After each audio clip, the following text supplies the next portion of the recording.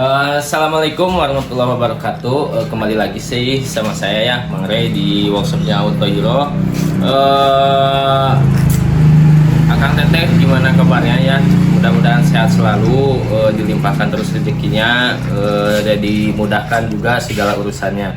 Oke, untuk hari ini kami kedatangan Datsun Go ya, sama Honda Jazz juga. Cuman untuk yang saya garap ini sekarang adalah Datsun Go.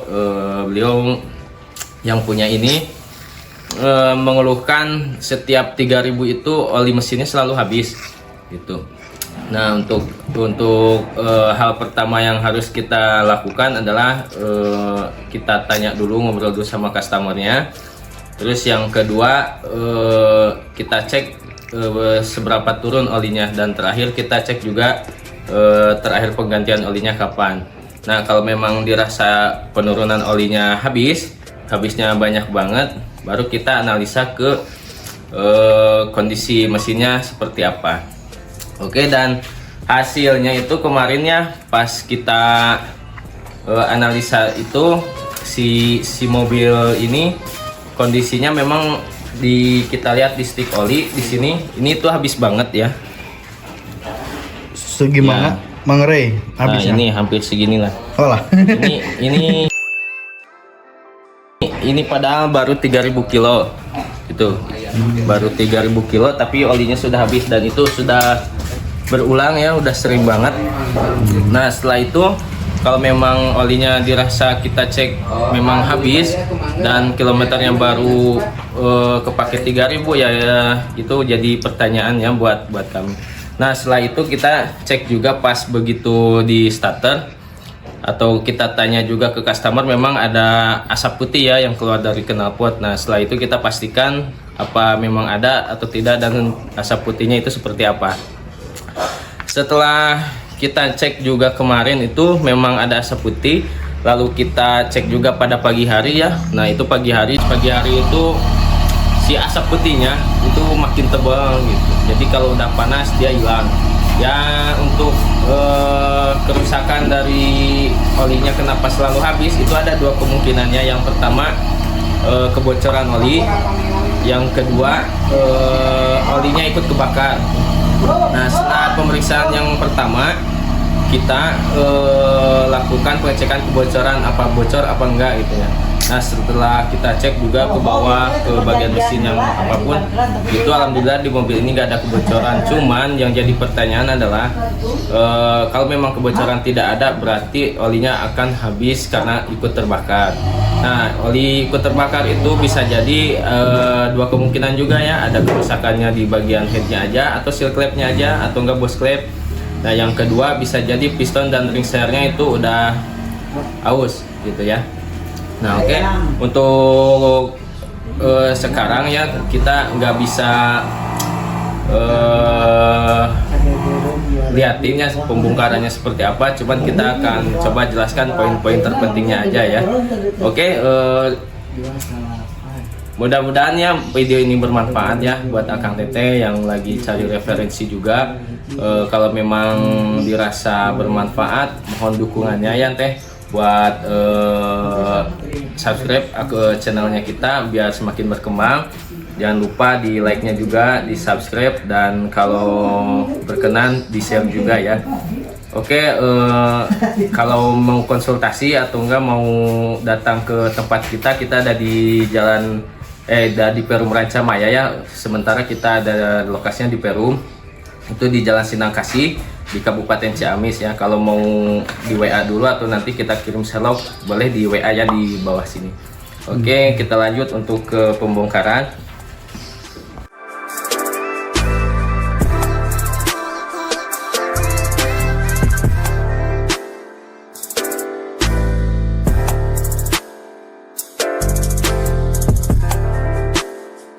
Oke, setelah kita analisa ya yang berkemungkinan kerusakannya, kan tadi kebocoran oli nggak ada ya. Dan itu berarti kan ada dua kemungkinan lagi, yaitu bisa jadi seal clamp-nya yang aus, atau bos clamp-nya yang rusak, atau enggak ring seat dan pistonnya yang aus ya.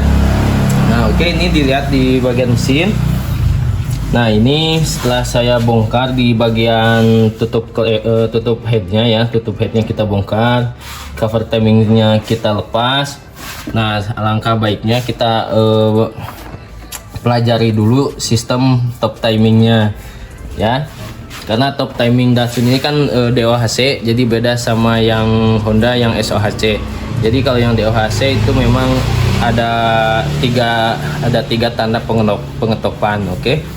Nah untuk yang pertama poin terpentingnya itu kan, yang pertama adalah kita harus kenali dulu top timingnya dulu ya, biar nanti pas pemasangan nggak pusing. Oke, yang pertama kita kenali ya di posisi camshaft ya.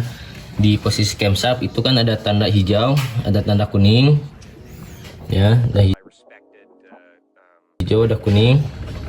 Nah ini biar nggak kebalik kita ingat-ingat ya, yang hijau apa, yang kuning apa ya, bila perlu takut lupa ditulis aja dulu.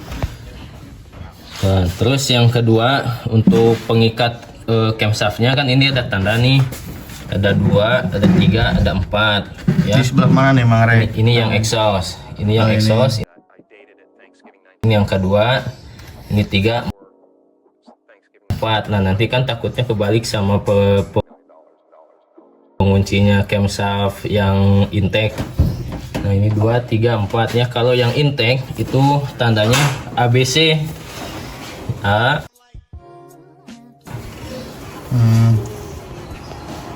A, B, C.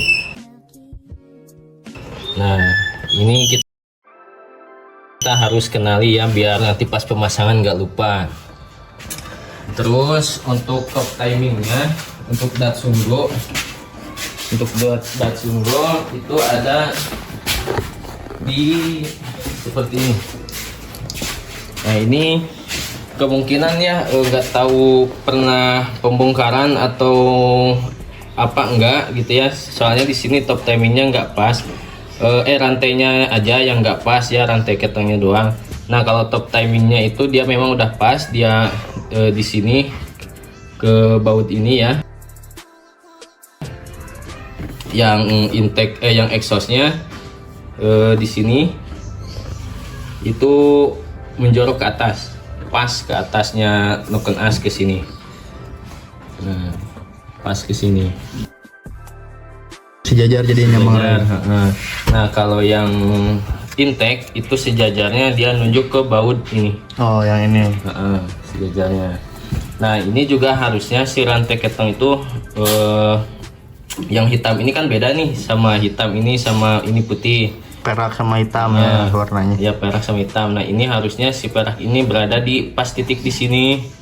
Begitupun sama yang exhaust. Yang hitamnya harus sejajar ya. Yang hitamnya harus sejajar sama yang ini. Gitu. Nah ini saya nggak tahu apa pernah penggantian rantai keteng atau belum atau apa ya. Tapi ini geser, tapi yang geser cuma rantai ketengnya doang. Kalau untuk pengetopannya ini udah benar. Nah terus setelah ini dirasa ini harusnya pas ya sama ini ya, ini pas sama ini, sama yang hitam ini sejajar. Terus yang ini juga harusnya sejajar sama yang hitam ini ya.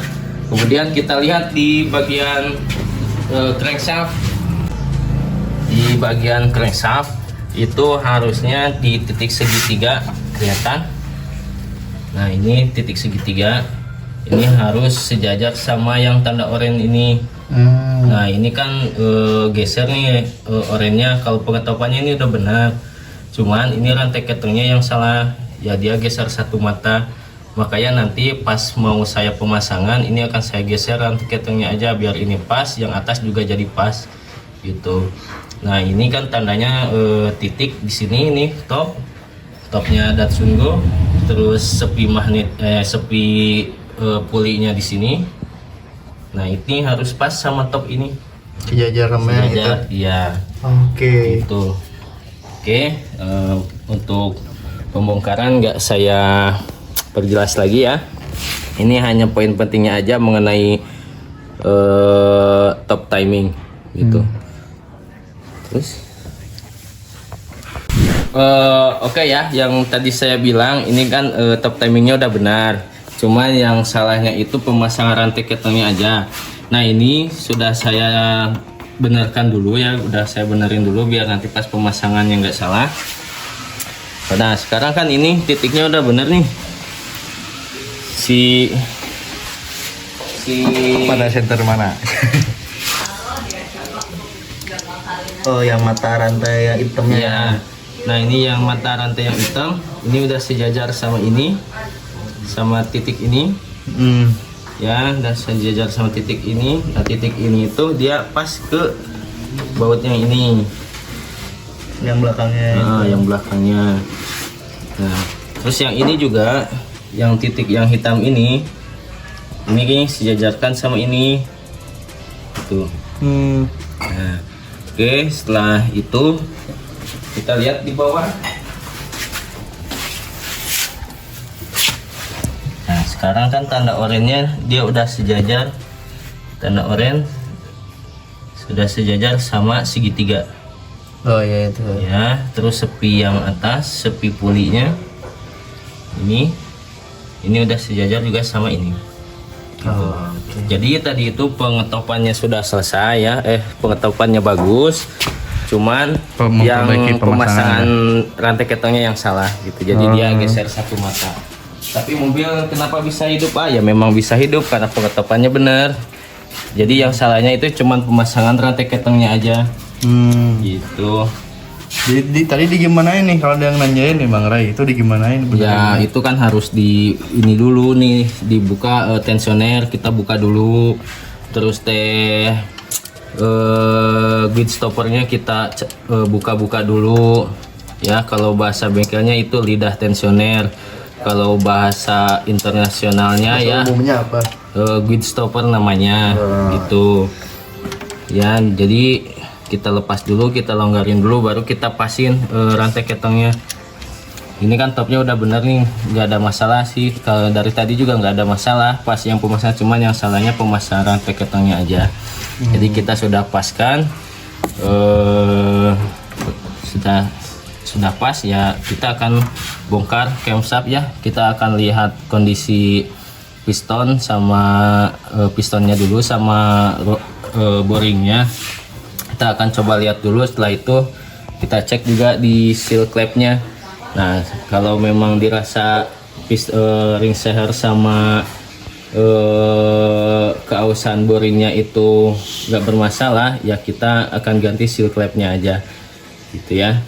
Mudah-mudahan ini hanya seal clampnya aja. Jadi kalau misalkan memang ring seher sama boringnya perlu di quarter, kalau Datsunnya bisa di quarter ya setahu saya, tapi kalau yang lain saya lupa, harus buka dulu bukunya. Jadi mudah-mudahan seal clampnya aja ya. Kalau memang harus diganti ya itu kita konfirmasikan dulu ke customernya ya, karena kalau penggantian ring seher itu harus dibuka, dikeluarkan dulu mesinnya semua. Oke. 1995, I found out that I was going to make $10 million in dollars.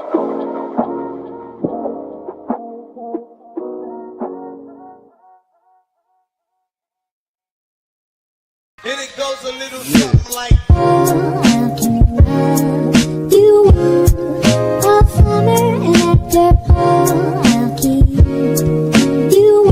Nah oke ya, sudah kita lakukan pelepasan headnya. Seperti yang saya bilang tadi, itu faktor penyebab kenapa olinya dalam 3000 itu cepat habis itu ada 3 faktor ya. Yang pertama, kita harus cek dulu PCP-nya. Nah PCP-nya takutnya ada yang bocor. Yang kedua bisa jadi seal clampnya yang bocor.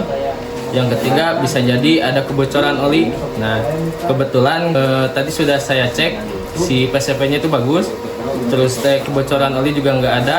Nah kemungkinan adalah yang terakhir adalah dari seal clamp atau enggak dari ring sehernya gitu. Nah untuk dari seal clamp sudah dipastikan itu pasti kita akan ganti ya.